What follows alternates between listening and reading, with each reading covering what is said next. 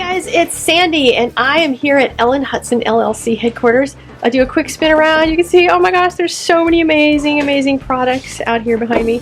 And I wanted to show you the brand new line, Essentials by Ellen. So let's take a look at what's in today's release on World Card Making Day. So here are the products. The reindeer and crest dies. I'm not using their real names, I'm just making up names for them. There's a Thanksgiving stamp set. Dinner was delicious. This one is houses, and the stamps and dies don't fit each other, but the two sets coordinate really well together.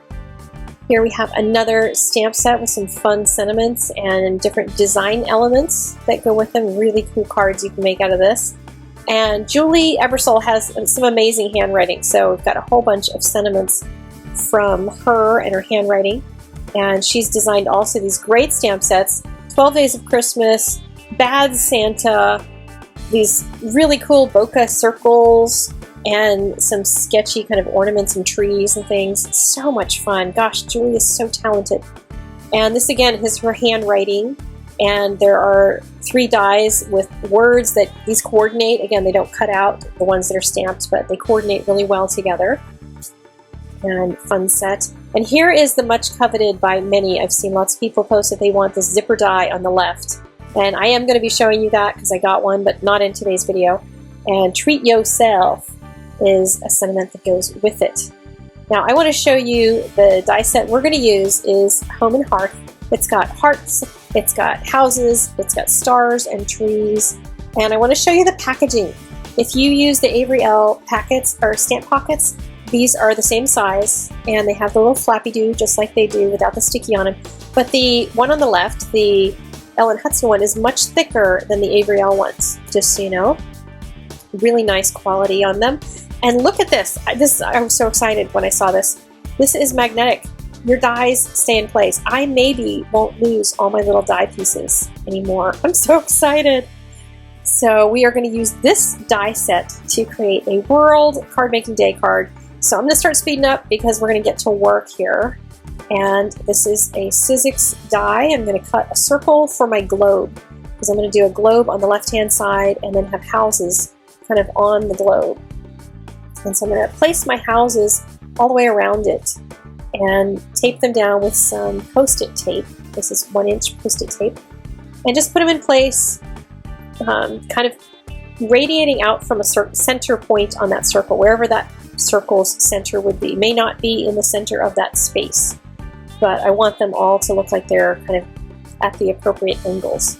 So I'm going to cut the first set, and then I'm going to take each of the pieces and I'm going to put them in order. I'm going to lay them on my workspace in order so I don't lose the fact, you know, like which house was first and which house was second.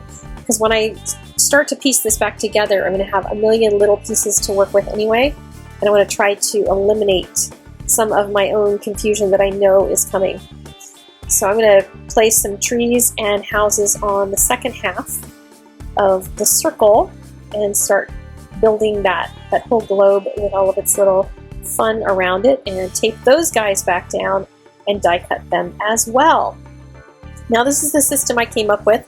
I put some tape adhesive down on the scratch paper, and the trees are in order, the little windows are in order for each of the houses that they go with, and then the houses are in order. So I should be able to put them back into my piece pretty easily.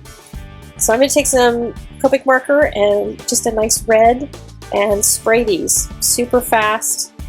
I could color them just with the marker nib, and you could certainly do that, or you could cut them out of different colors of paper and stuff to piece them in there, but I thought this would be really fun to do with my Copic markers and just fill them all in with either airbrush or with the nibs, depending on which pieces they are. And the windows and the trees seem like they would be much easier just with a little bit of Copic marker. So the trees I'm going to make a little two-tone to add just a little bit of interest to them, and I'm not going to fuss over it too much. Just some quick two-color blending with some YG and some G marker, and then throw a little color onto the trunks.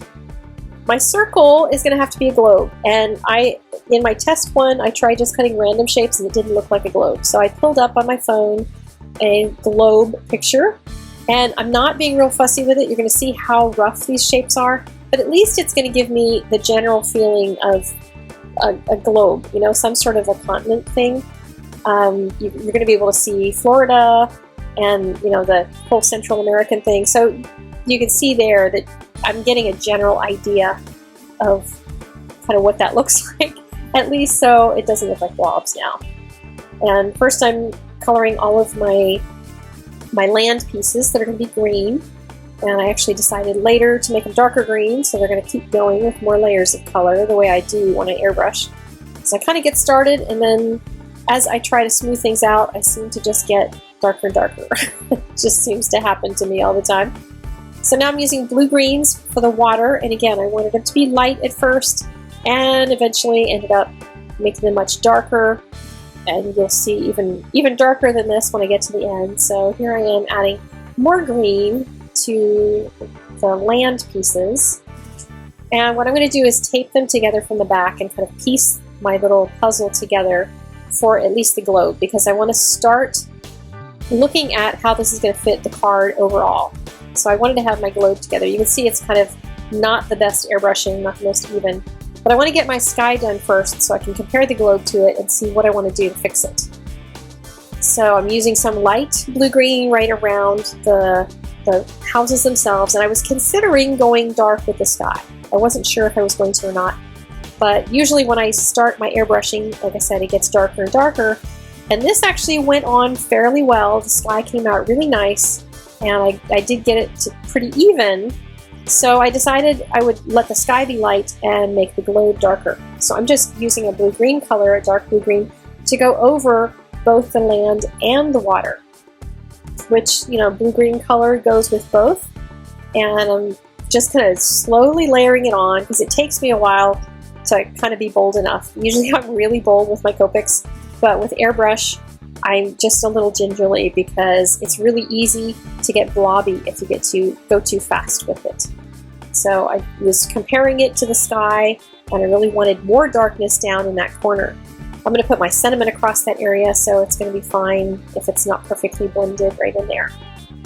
So I have a piece of typing paper cut to the size of all of this whole panel, and I'm just going to add my pieces to it with lots and lots of tape runner underneath of it, because all that little pieces, all those little things that I'm going to stick in there, they all have to stick in place. So put my trees in, I'm sticking my little houses in, and they're all in order, so I can do house number 1, house number 2, house number 3.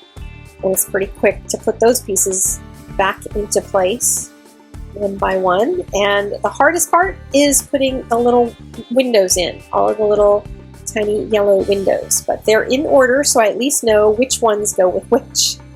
I added a sentiment from the Hero Arts Right at Home set, and Dreaming of You Takes Me Home I thought was nice, and I used some of the stars and a heart from this die set to kind of tie it all together and add a little bit of patriotica to it as well, since this is an Operation Right Home card. Thank you so much for joining me. I hope you enjoyed my card, and I'll see you guys next time. Take care. Bye.